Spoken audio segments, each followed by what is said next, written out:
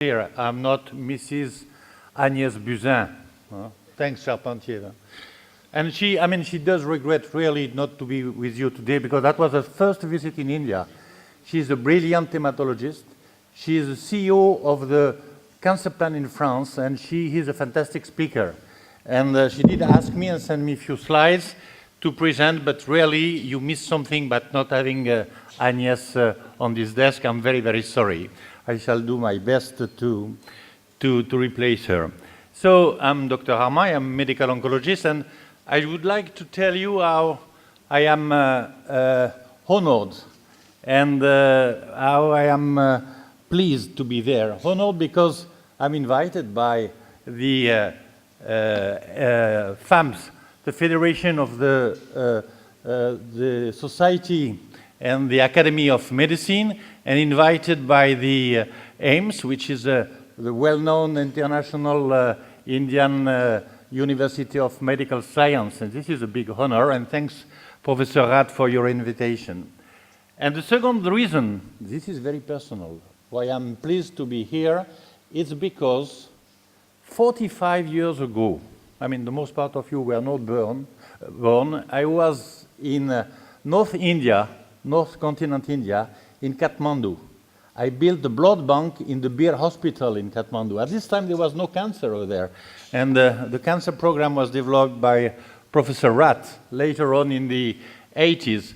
And that was, for me, the first time I discovered the fantastic Indian civilization. And I'm so happy to be there today. This is the second reason for me to be pleased, and thank you again for that. So my talk will be about the cancer plan, and I'm going to show you through 40 slides the work which has been done over the last 10 years. Not only wishful thinking, but about the real things. And now I have to speak in French. You got my English accent, it's very atypical. But when you will listen to me in French, it's worse, you will see it. Okay. 10 years of the Plan Cancer. From 2003 to this year, we had, in fact, 3 Plan Cancer. The first one was launched by a president, Chirac. The second one was continued by the second president, Sarkozy, people you know, and the last one by Hollande. And all of them, even they were not from the same philosophy of politics, they all strongly support those Plan Cancer. And the reason of the Plan Cancer was very clear. It was clearly to build together everything concerning the oncology in France.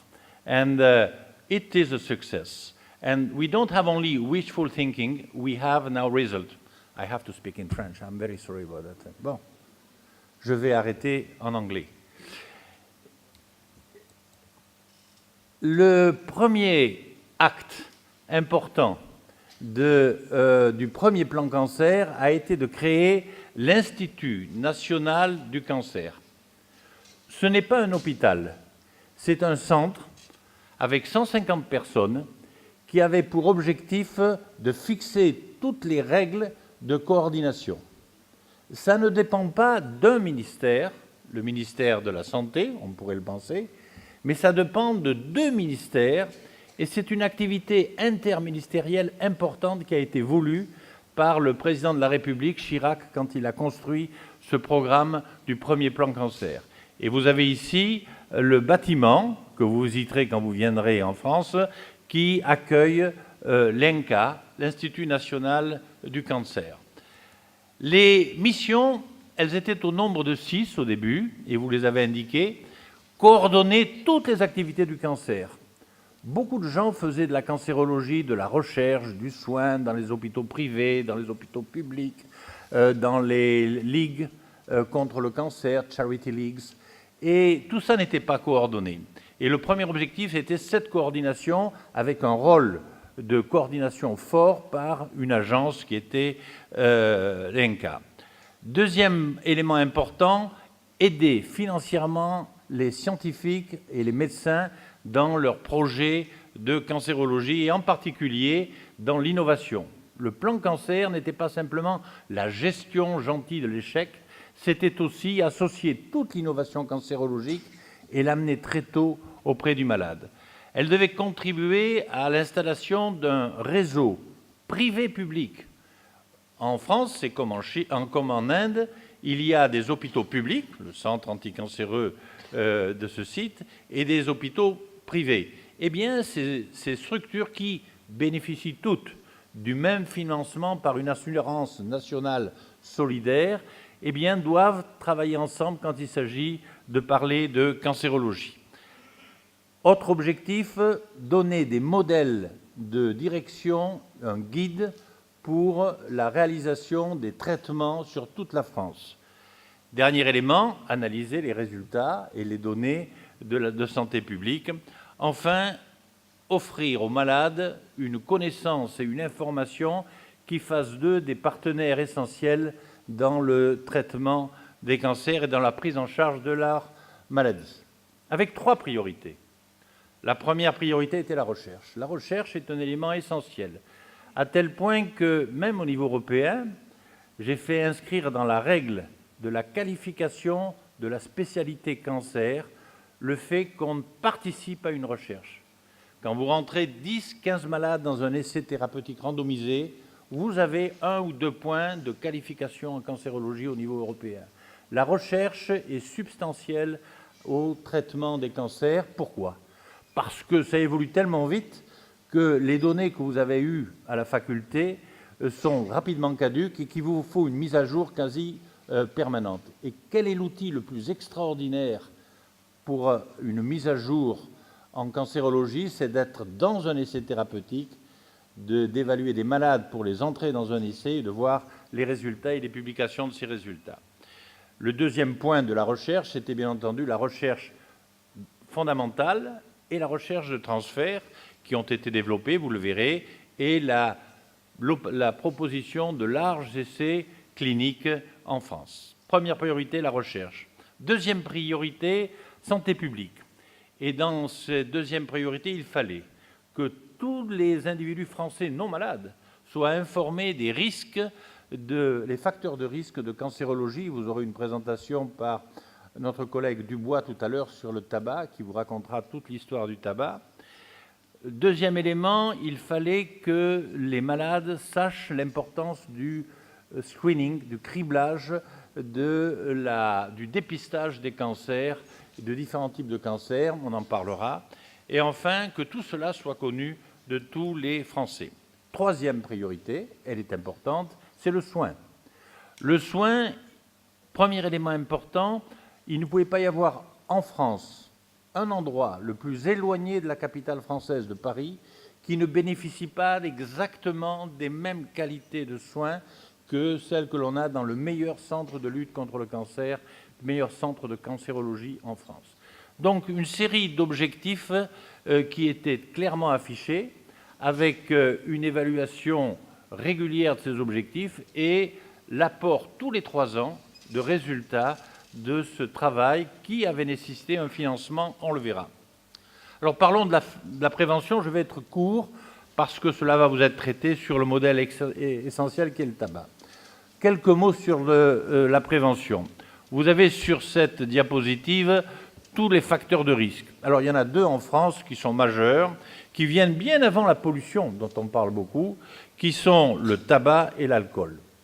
Et je regrette que notre ambassadeur ne soit pas là, parce que j'aurais voulu qu'il soit notre ambassadeur auprès du gouvernement français pour dire que nous sommes très malheureux que la loi Évin, qui était une loi française qui interdisait la communication sur l'alcool, soit actuellement mise en défaut par quelques sénateurs lobbyistes et députés lobbyistes qui font mal leur travail.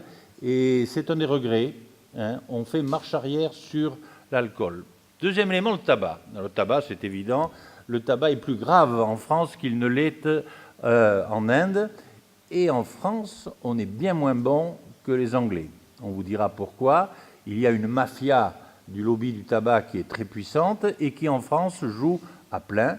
Et les résultats dans la lutte contre le tabac sont médiocres. Les cofacteurs de morbidité, l'obésité, le manque d'activité sont des éléments qui s'ajoutent. Mais nous n'avons pas aujourd'hui un résultat extraordinaire et à la hauteur de l'argent qui a été mis dans ces deux domaines de la prévention. J'espère que mon ami Dubois, demain, tout à l'heure, nous dira peut-être le contraire, mais j'en doute un petit peu.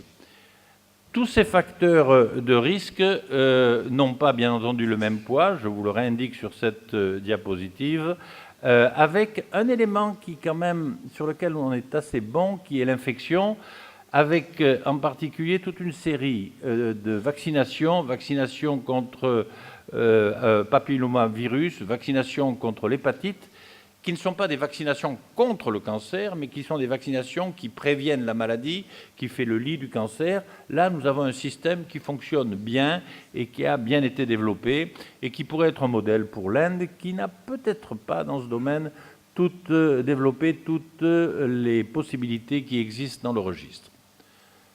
Je ne reviendrai pas sur la communication. Ces diapos de Madame Buzyn vous rappellent encore tabac et alcool. Et simplement pour raconter qu'il y a un cancer, le cancer lié au tabac, mais qu'il n'y en a pas un, qu'il y en a plusieurs, et vous avez tous indiqué ici, ça va de la cavité buccale au poumon, à la vessie, et une des différences majeures avec ce qui se passe à Delhi, c'est qu'à Delhi, vous avez des cancers de la cavité buccale. Chez nous, ils sont liés à l'alcool et au tabac. En Inde, ils sont liés au bétel, qui est une addiction aussi importante que le tabac. Il faudra trouver des solutions pour limiter en Inde ce type d'exposition au bétel. Et le problème rejoint les problèmes du tabac et de l'alcool en France. Les outils sont connus, on vous les dira tout à l'heure. Celui qui me semble le plus important, pour moi, c'est l'éducation des jeunes enfants sur le risque de l'exposition passive et de l'addiction précoce.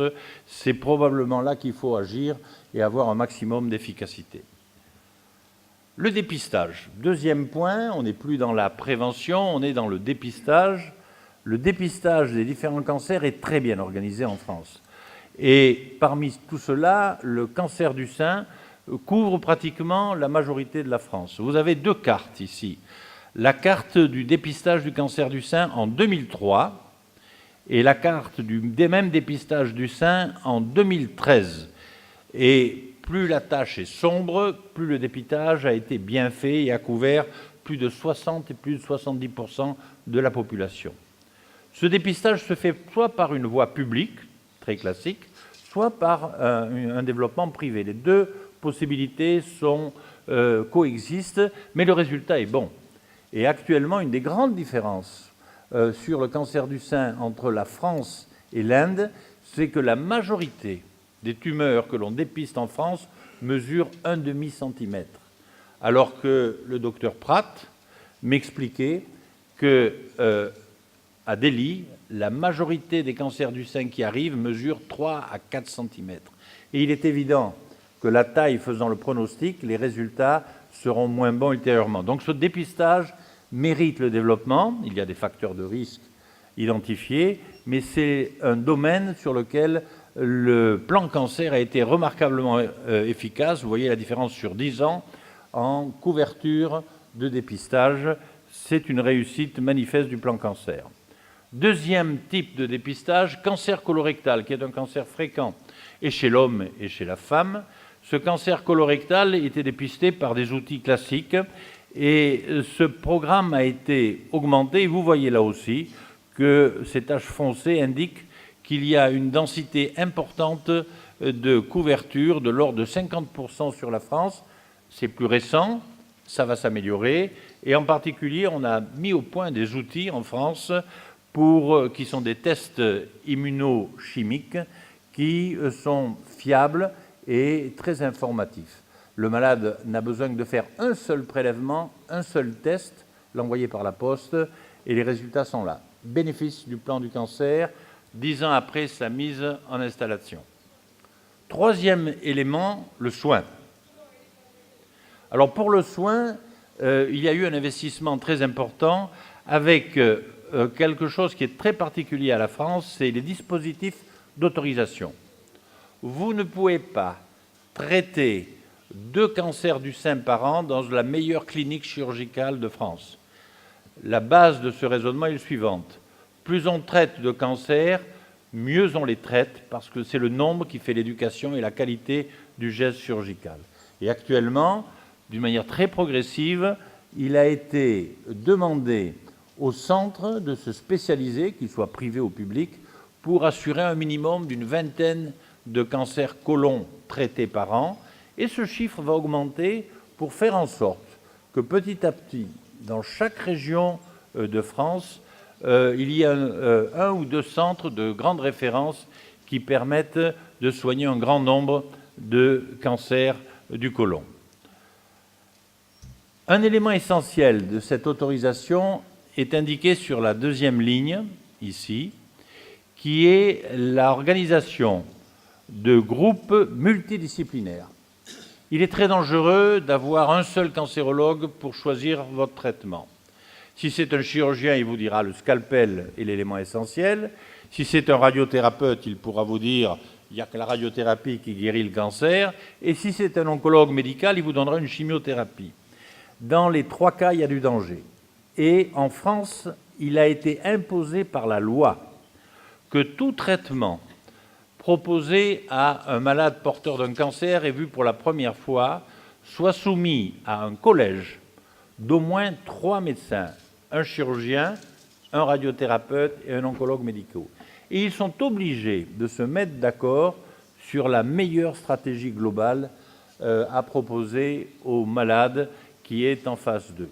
Ça assure une chose, la qualité de la stratégie globale du traitement. Ceci s'appelle une réunion concertée, programmée, qui s'appuie sur des guides et des recommandations. C'est la loi. Si un malade est traité sans que ces groupes aient pris la décision, le médecin qui traite se met dans l'illégalité et peut être poursuivi en justice par le malade pour perte de chance quant à l'indication du traitement. Alors, les autorisations, je vous en ai parlé, elles sont indiquées en nombre ici. 935 sites ont été autorisés en 2014. Un petit nombre en radiothérapie, 178, parce que ce sont des centres lourds avec une très bonne dosimétrie. Beaucoup plus nombreux les centres de chimiothérapie, qui sont plus légers. Et pour la chirurgie, vous avez vu qu'il y a actuellement 476 sites pour le cancer du sein. Et ces traitements du cancer du sein, qui est une chirurgie assez facile, sont encadrés avec des règles très strictes, identification du ganglion sentinelle et optimisation du geste chirurgical. Ces évolutions ont témoigné actuellement, vous le voyez ici, une réduction importante depuis 2003 jusqu'à 2014 du nombre de sites. Et ça a été très progressif. Il n'a pas été brutalement dit il n'y aura qu'un centre sur 2 ou sur 3. On a dit si vous ne traitez pas 40 cancers du sein, bien vous ne serez pas au niveau. Et les centres, se sont privés et publics, se sont regroupés pour répondre. Le deuxième plan cancer a favorisé certains groupes particuliers qui avaient été non approchés par le premier plan. Ce sont les cancers rares. Et les cancers rares sont regroupés dans une réflexion globale nationale, mais font l'objet d'un travail commun sur l'ensemble de la France. L'oncopédiatrie, qui est déjà bien organisée parce que c'est pratiquement une activité hospitalière publique. L'oncogériatrie, qui a pris de la taille pour permettre aux malades plus âgés d'avoir un traitement optimal et pas un abandon thérapeutique en fonction de comorbidité. Et enfin, la création de 126 centres d'oncogénétique qui permettent d'évaluer les risques familiaux et les surveillances optimisées que l'on doit aux malades qui présentent une mutation BRCA. Alors vous reconnaissez la France ici, Paris est ici, Toulouse est ici, et vous voyez qu'il y a un réseau très complet de centres de conseil en génétique, de gens qui écoutent la plainte du malade, la plainte d'une famille, et qui disent s'il faut ou pas aboutir à un véritable test en laboratoire qui évalue la mutation de BRCA1, 2 ou d'autres mutations spécifiques. Et vous voyez que vous n'êtes pas obligé d'envoyer vos échantillons sur Paris. Vous pouvez, dans toutes les régions de France, avoir accès à ces tests avec un retour rapide. Ainsi, il y a eu 25 laboratoires qui ont été mis en place et 16 avec une orientation claire, BRCA1, sur cancer du sein et cancer de l'ovaire. Donc, un accès global de tous les citoyens français, où qu'ils soient en France, aux mêmes qualités de soins. C'est la base des plans cancer et en particulier du 3e plan cancer. Quelques éléments d'incidence et de mortalité. Premier élément, chez les hommes, puis chez les femmes. On voit que cancer du poumon existe dans les deux cas. Les femmes sont en passe de rattraper les hommes. Cancer du côlon, fréquent dans les deux cas.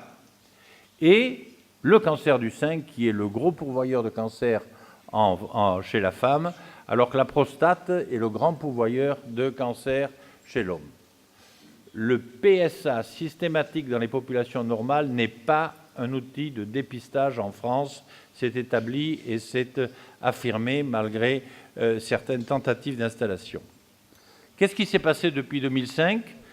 Moins 1,3% de cancer chez l'homme et plus 0,2% de cancer chez la femme. Donc une diminution de l'incidence, certes, qui est compensée et mal équilibrée par le fait que plus la population vieillit, plus on a de risques d'avoir des cancers. Mortalité après l'incidence. Le cancer peut être fréquent, mais il n'est pas forcément mortel. Et vous retrouvez les fréquences affichées précédemment, avec toujours un taux élevé de cancer, de décès chez la femme, de cancer du sein. Et c'est actuellement la cause majeure de décès, alors que chez l'homme, vous l'avez ici, les causes majeures restent le poumon, lié manifestement à l'exposition à la cigarette. Évolution de la mortalité, pas de l'incidence, moins 1,5% chez l'homme, moins 1% chez la femme. Nous avons fait des progrès dans le traitement. Alors ces progrès sont dus à plusieurs éléments. Premièrement, le diagnostic précoce. Quand vous faites un diagnostic d'une tumeur du sein d'un demi-centimètre, les chances de guérison sont plus élevées. C'est dû aussi au fait que certains risques de cancer ont diminué. Et puis c'est dû au fait qu'actuellement on est bien meilleur dans certaines indications. Je vous reparlerai tout à l'heure de l'Herceptine, qui est un médicament qui a modifié radicalement un type de cancer du sein de mauvais pronostic et qui l'a ramené au pronostic classique des autres cancers. Élément particulier, en France, le droit à l'oubli. C'est récent, mais ça a été évoqué déjà il y a 20-30 ans. Les jeunes cancéreux guéris d'une maladie d'Hodgkin ne pouvaient pas avoir accès à une assurance. Ils ne pouvaient pas avoir un prêt financier pour construire leur maison ou pour lancer leur projet professionnel et leur industrie. Actuellement, les assurances ont fait un énorme effort avec les nouvelles ABAC qui ont montré que ces populations rejoignaient les populations normales et étaient même meilleures qu'une population normale. Un malade qui a eu un cancer et qui en est guéri prend moins de risques en conduisant son automobile ou sa moto. Donc cet élément est important, il a été appuyé par le dernier président Hollande. Après 5 ans, pratiquement, les malades peuvent mentir et dire qu'ils n'ont pas eu de cancer dans leur vie auparavant, alors qu'ils ont pu avoir un cancer du sein qui a été traité. La recherche, je vous ai dit que la recherche était importante et elle touche tous les domaines de la recherche. Vous les avez indiqués ici, recherche clinique, recherche épidémiologique, recherche en santé publique et recherche dans les sciences du cancer. L'argent est là. L'argent est là et vous avez ici le financement uniquement de la recherche. Vous voyez que pour la biologie, 312 millions ont été donnés en 10 ans. Pour la recherche translationnelle, 156 millions. Pour la recherche clinique, 171 millions. Et pour la recherche épidémiologique, 39 millions. Soit un total de 678 millions qui correspond pratiquement au tiers de l'argent qui est mis dans le plan cancer. Je ne vais pas développer trop ce domaine de la recherche parce que je vous parlerai tout à l'heure de ce qui a été fait en domaine de la recherche personnalisée, la médecine dite de précision. Mais on a participé bien sûr aux grandes activités internationales. Sur cette carte, vous avez notre participation à l'établissement du consortium qui a permis d'établir le génome du cancer à travers le monde. Vous voyez que l'Inde a eu un rôle majeur sur le cancer de la cavité buccale, qui est une spécificité indienne, les Chinois sur le nasopharynx, et notre domaine d'expertise a été le cancer du sein. Donc on a apporté toutes nos informations en matière de génomique sur le cancer du sein dans le panier commun de ce consortium pour établir les profils dont je vous parlerai tout à l'heure. Ça ne s'est pas fait à travers un seul centre, ça s'est fait à travers 12 centres avec la distribution de toute une série d'échantillons qui ont voyagé pour rejoindre un même endroit où ils étaient analysés. Et vous voyez sur cette carte de France qu'il n'y a pas que Paris qui est servi. Toute la France, actuellement, a accès à 28 plateformes de génétique moléculaire, toute la France. Où que vous soyez en France, vous pouvez demander un test de génétique moléculaire. Et la découverte de mutations qui correspondent le plus souvent à un médicament potentiel a été un des domaines qui a été privilégié en France. Les Français ont eu la chance d'avoir, avant même l'enregistrement des médicaments, accès à des molécules spécifiques d'une mutation d'un gène qui commandait le développement d'un cancer. Alors, vous pouvez le voir ici, c'est un peu compliqué, c'est les diapos qu'on m'a confiés, mais ce que vous pouvez lire ici, c'est le nombre de malades entre 2003 et 2014 qui ont bénéficié d'un essai thérapeutique. Il a doublé. L'objectif a été rempli, les résultats sont bons, le plan cancer a joué son rôle. Deuxième élément ici, c'est les différents tests qui ont été réalisés soit dans les structures privées, soit dans les structures publiques. Et vous voyez que le nombre d'essais thérapeutiques depuis cette date jusqu'ici a doublé et triplé.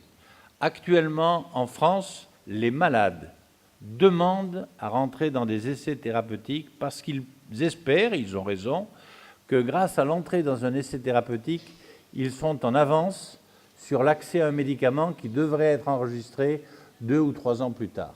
Donc il y a une participation, il y a une demande de la population qui bouscule les médecins pour entrer dans ces programmes thérapeutiques.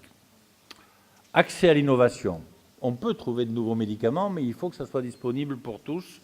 Et ça a été un des soucis du plan cancer.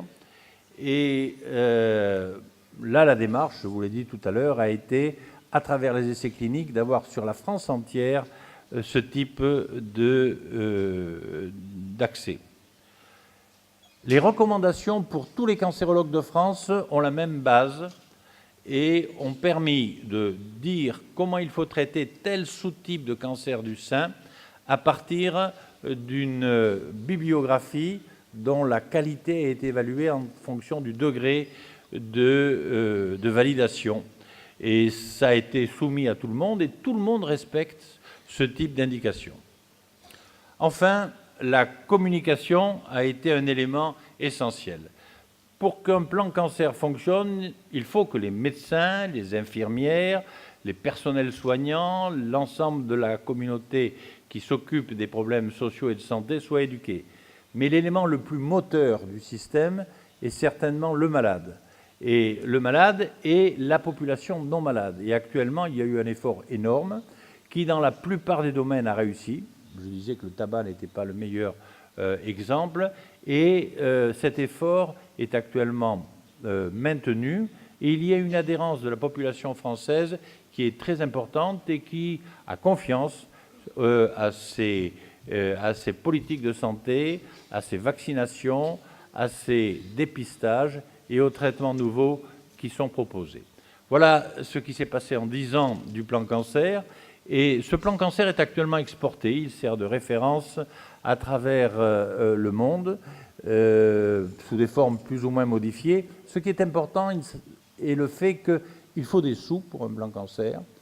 Il faut des projets avec des objectifs mesurables pour un plan cancer et il faut régulièrement évaluer le travail qui a été fait pour continuer à donner de l'argent ou au contraire pour réorienter des manques qui n'ont pas été optimisés sur les prochains plans cancer. Je ne sais pas quel va être le 4e président de la République après les 3 précédents, mais ce dont je suis sûr, c'est qu'il sera certainement aussi attaché que ses prédécesseurs à pousser ce type de programme et à en optimiser le développement. Je vous remercie et je suis prêt à répondre à vos questions en anglais ou en français. Thank you so much, Professor Armand, for that. Maybe we have run ahead about time. Yeah. I would just one comment from my co-chair, Professor Ras, because he's very expert in this field, so he can give you some clues about the Indian plan for cancer too. Professor Ras? We also have a national cancer control program. Since last 3 years, this cancer control program has been merged with 3 other programs. Because cancer, cardiovascular diseases, diabetes, and stroke, all are non-communicable diseases. Exact. And they all have similar etiologies, as you just showed, inactivity, tobacco, alcohol. So we have added all the 4 into one program in this country called NPCDCS. It's a national program for controlling these 4 diseases. And cancer is, as we remarked yesterday, is the second most common disease to kill people in this country next to cardiac diseases only. And we have 1.1 million new cases in a year. At any time, we have 3 million cases. However, our death rates are a little more. It is 0.6 million per year. But compared to your cancers, our cancers are a little different over here. Exactly. We have more of cervical cancers, more of infection-related cancer like cervical cancer in females, and in both sexes, we have mouth, pharynx, larynx, tobacco-related cancers. So I think these are the areas probably at the end of the, this symposium, we can have some sort of collaboration in these areas which are common here. Thank you very much. Thank you so much. Thanks, Professor Armand.